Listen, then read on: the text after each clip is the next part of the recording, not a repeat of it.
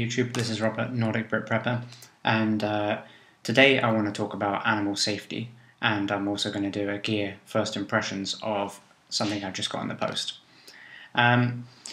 Firstly, I want to discuss animal safety because this is something that I experienced this year. At the end of summer, start of autumn, we experienced some wild boar when we were camping, and it brought to light the need to understand and also take the necessary precautions to be safe when we're out camping. Now, it's important to remember that when we're doing bushcraft or when we're camping or bugging out, that when we're out in the forest, in the wilderness, that we're playing in the backyards of animals that live there all the time. And this is where they hunt, this is where they live, they traverse there. They know this area better than we do because we're not there all the time. And their senses and evolution has meant that they're best adapted for that environment. Now, in Sweden, we have several wild animals, which in recent years has had a growth in the amount of populations that we've got here. Those include European brown bears, wolverines, snow lynxes, and wild boars. We also have wolves in Sweden, but the population is not so high. However, the area where I am is where they will also be. So it's important to take that into account. And of course, depending on the animal will depend on which season they're going to be around in. Now, bears, obviously, they hibernate during the winter. So in the winter, we don't really have to worry about them. But we replace the bears with wolves in the winter, so you kind of have to worry about the wolves instead. Now, of course, when you're going out camping and bushcraft, you don't have to worry about these animals. You shouldn't be always at the top of your mind. But I think it's important to remember that we need to take precautions when we're out in the forest. And it's very easy to forget that, they wander and they will find their way around. So the area might not be so wilderness, but where I live really close to the coast. There's not much forest between where I am and the coast. However, there are wild boar, there are wolves, and they will go there. And it's only a small section of forest between because they have been known to come down and head towards southern Sweden. Now, I live in central Sweden, and they exist mostly in central Sweden and in northern Sweden. Now, I want to make sure that people are taking this into account because, as I said, we experience some wild boar. Now, in Sweden, they're particularly known for being aggressive. They are shy, but they are aggressive. If they choose to be aggressive towards you, then you have a problem. They have tusks, they are very strong, and mostly they carry a lot of disease and fleas, ticks, mosquitoes that are not good for you. And when we were there, they came extremely close to us, and we didn't have the necessary equipment with us to really make sure they didn't find us. So we had just some plastic bags, and we put food in that, we tied it up and put it into some trees. And in the middle of the night, they were there scouring around the bags up in the trees. They couldn't reach the trees, but in the morning we woke up and there was tracks where they had been. There was uprooted moss and grass and bark off of the trees where they had tried to get to it. Needless to say, that night we didn't sleep super great because if they came into the camp, then we would have had a problem. And you can be impaled from these tusks, and people have been. They can spread the diseases and stuff they have there, and you don't want that. And really, there are two main types of things you can do to avoid animals. Those are odour reduction. You need to stop their smell senses from knowing that you're there. Now, that's almost impossible unless you walked around in a bubble. I mean, they're going to find you that way, but they're going to be mostly attracted to things that give off strong odours, so anything like food and any kind of like hygiene products, those are going to give off high amounts of odour. And animals like bears and wolves, they have extremely sensitive smell senses, and they will pick up on that and they will come and find you. Now, some animals, they'll smell these things and also will back away if they associate that activity with humans, but the more brave of those animals might come towards you. And the area where we was camping, there was bears, there were fresh bear tracks around that area, and there were no wolf tracks, but there were wild boar and there were elk, and there were bear. So the bears were obviously our primary concern. And the second type you can do to avoid is general activity. Things like noise, tracks, that kind of thing. They all pick up on those things, and that's much more easier to reduce. But it's primarily the odour is going to be the key giveaway that animals will pick up on. At least that's from my research and what I've read. A lot of people will refer to the odour as being the particular giveaway that animals will make a distinction of whether or not to come towards you or not. If they encounter you visually, in Sweden especially, a lot of the animals will give you a wide berth, and as you should give them a wide berth as well. I've spoken to hunters here, and they will give bears and so on a wide berth, and they won't bother each other. But if you're out cooking and things like that, then the temptation for the animals will overwhelm some of them, and they will come. Now, the second night we were camping, we built some fence around the area where we were camping, and we made a more of a concerted effort to keep the trash away from us, as well as any of the food that we cooked that we didn't eat. We had cooked more and burned it basically, and then buried it in the ground underneath the campfire. But anyone who knows animals will know that you pretty much have to bury it several feet in the ground for them to even for it to not give away an odour, and even then some animals will still really pick up on it.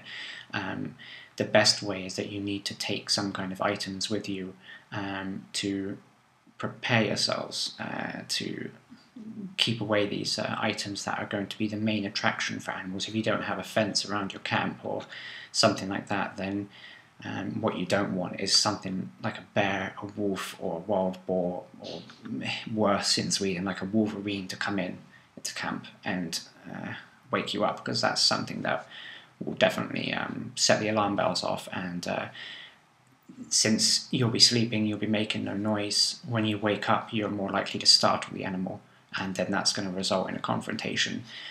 So you need to be aware of these things, because it's it does happen. It doesn't happen so often, but I mean, how many times has it happened where the person hasn't been alive to then speak about it? These things do happen, and I think it's important to reiterate that we are in their living area. This is their backyard. This is where they are, and we need to be careful when we go there. There are other things to consider, like snakes and so on, but it's really the kind of hunting animals that you need to be concerned about. Now, in Sweden, like I said, we have brown bears, we have wolverines, we have wild boar, we have snow lynx, and we also have some wolves, and we have plenty of predators. Wolverines, I think, being the most aggressive of the lot, but they remain very shy, very reclusive up in the mountains and hills up in northern Sweden. They very rarely are seen anywhere further south. The wild boar, there's a massive population of those here. Brown bears, huge population growth here. Wolves, not so big population, but they exist mostly in central Sweden, which is where I am, so that's something that we consider ourselves with. So I just want to make sure that people understand that there are dangerous animals out there, and that we need to be careful. Now, because of the experience that we've had, we have taken a concerted effort to consider safety precautions when it comes to dealing with animals, and also mostly it's about not encountering them at all that you should try to prepare for. You need to try to make yourself give off less odour and leave less activity around so that they don't come to you. Now, I have to say this is actually one area where in Europe we generally lag behind our North American cousins.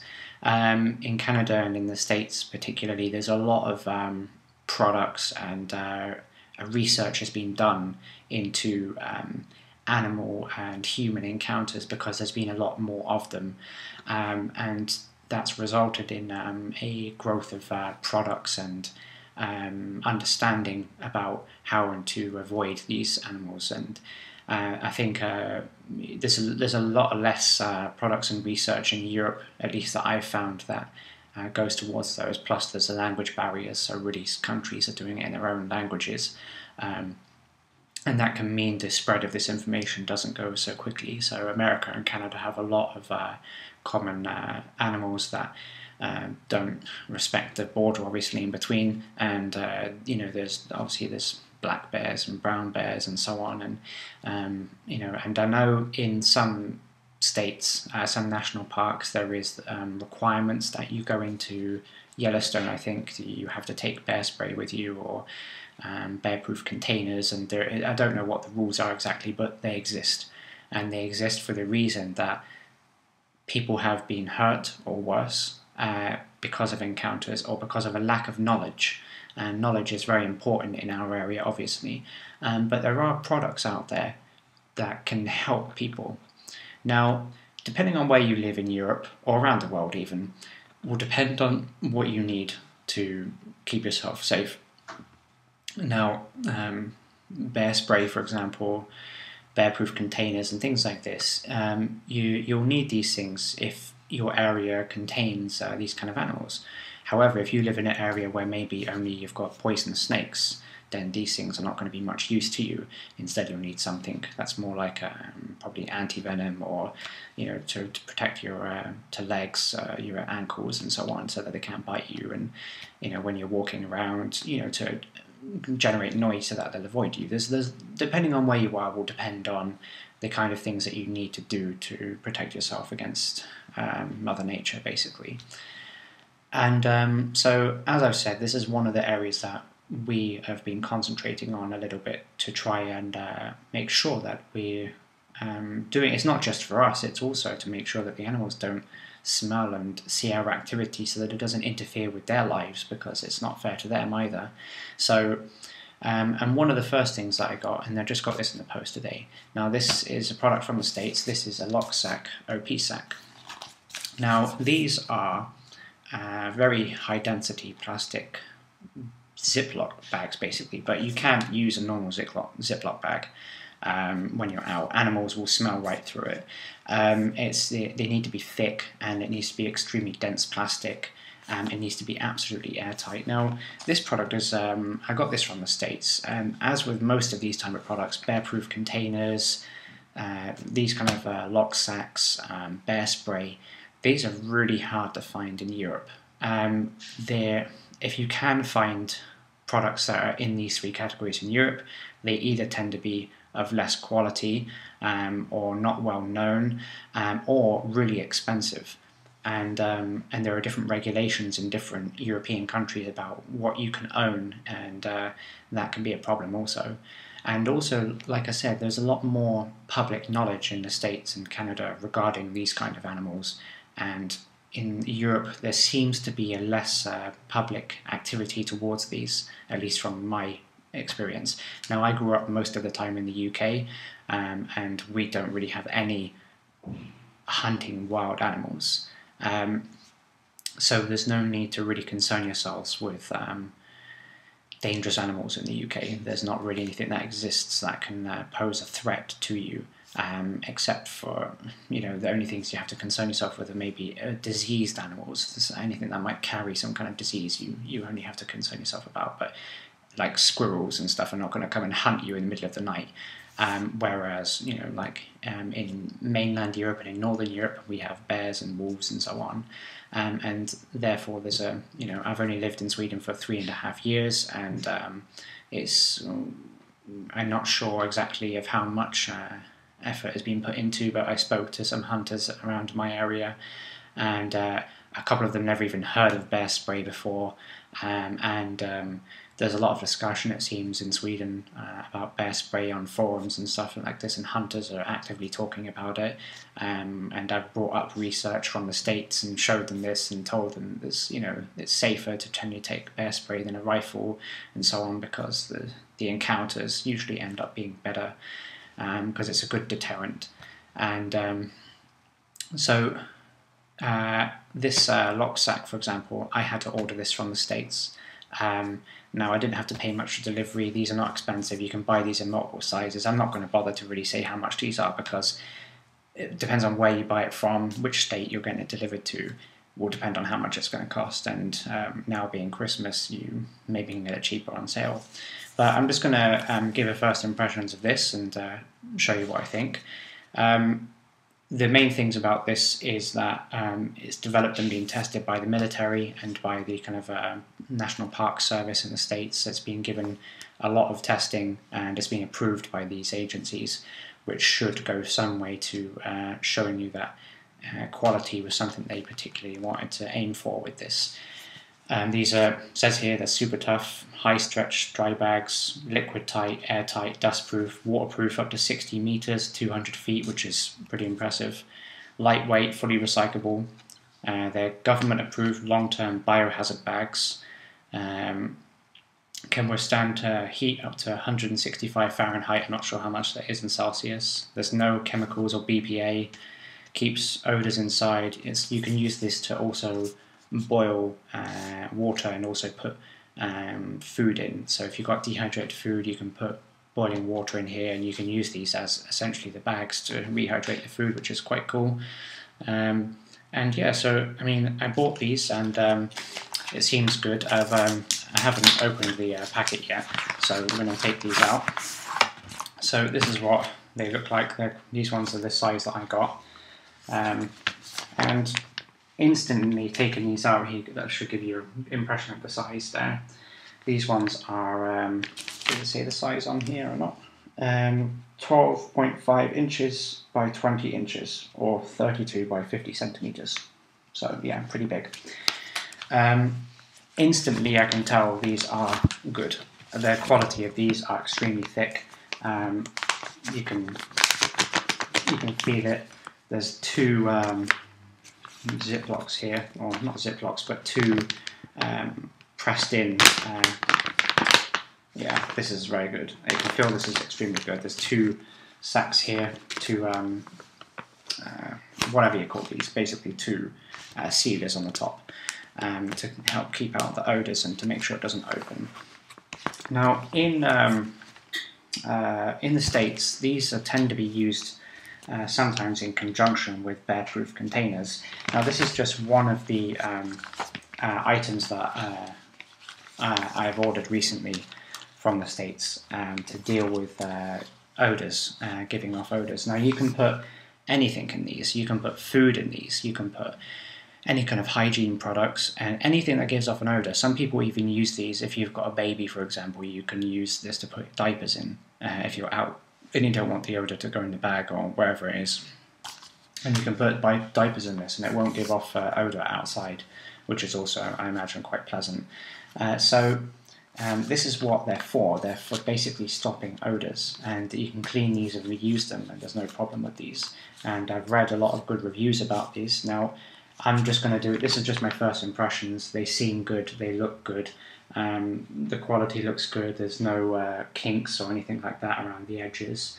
They look like they will last me a good while. My intention is to use this to store my food and hygiene products, anything that gives off those odours. Now I've got 3 here, so I'm going to put 1 for food, 1 for hygiene, and I'm going to keep 1 spare. So if I've got something else that's around that's giving off an odour, if I've cooked something and not finished eating it or something like that, or there's some trash that has some kind of liquid or something on it which is going to give off an odour, then that's what I'm going to use. Now my intention is to use these in conjunction with a bear-proof container, but I don't have that yet. So, and the bear-proof container will store all of the food, and then that will fit in my bag actually quite nicely, and then I'll be able to put this away somewhere, and then it won't be near my camp, and then it won't draw the animals in like it did last time. So this is just from my perspective. This year I experienced an encounter with wild boars, and luckily they didn't come into the camp. They were too preoccupied with the rubbish, so that was fine.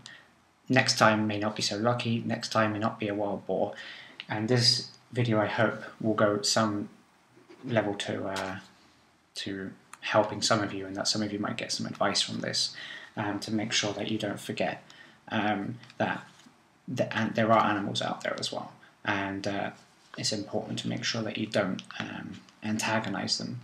Now, Last thoughts on these OPSAKs. Now, LokSak, the company who make them, they have different models and different brands of these sacks and different sizes and so on. And I would advise you to go and check them out. I'm looking forward to checking these out. Hopefully, I don't really have to kind of test them as such. I'm hoping that by not having any animals near me, that will show that they work. I would test them with my dog, but he's a bit special, so I mean, who knows? I mean, he'll smell these because he'll just think they're new, and I won't know if he's smelling this or the food inside. But maybe I'll try that out sometime. It'll be kind of a funny thing to see. But this is just another precaution that you can take. Now, you shouldn't really use Ziploc bags or any kind of food savers, stuff like that, because those will give off odour. The plastic isn't as thick. And that means that animals can smell through it, and cheaper bags will give off an odour because they actually leak, because the plastic isn't as dense as it is in these or other ones. I'm sure there are other brands of LokSak type bags like this, but I went with these because they come highly recommended from several government agencies in the States, and I've read a lot of reviews about these, and they seem to work pretty well. People haven't had problems with animals coming close to these. If you've had these before and your experience with them, please leave me a comment and post a video response to this. That would be awesome.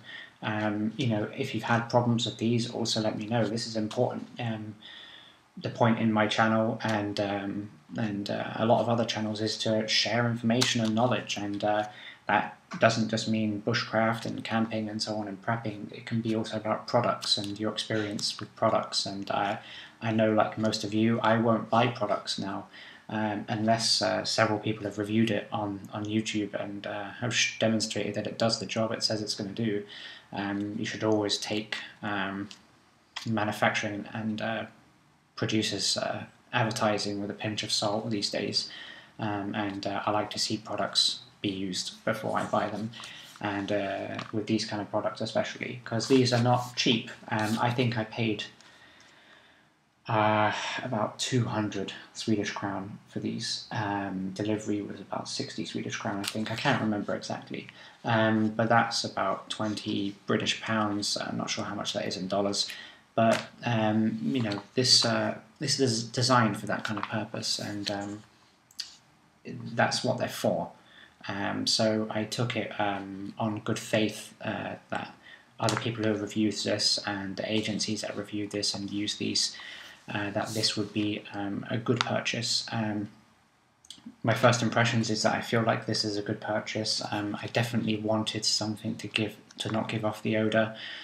With regards to my food and any kind of hygiene products that I have out when I'm camping, and I felt like this was probably one of the best ways to go. Now, bear-proof containers, they will still give off an odour, but the idea about bear-proof containers is they can't get in them, so that's the purpose for that. And these are basically, bears could get in these but they can't smell them, so that's the difference. So if my thinking is that if you combined one of these with a bear-proof container, and then you do the normal knowledge and tactics that you should do when you're out in bear country and dwarf country to avoid confrontations, because these are good, bear-proof containers are good, but always remember, these are not substitutes for proper disposal and preparation of food and odour products when you're out camping. It's important to remember that this could be around the camp, but if you make a mistake on this or anything like that, you shouldn't leave this around the camp still. You shouldn't leave your bear-proof container around the camp because they will still come for those, and if they do, you shouldn't rely on the product itself. You should always rely on the knowledge. This, for me, is an extra thing.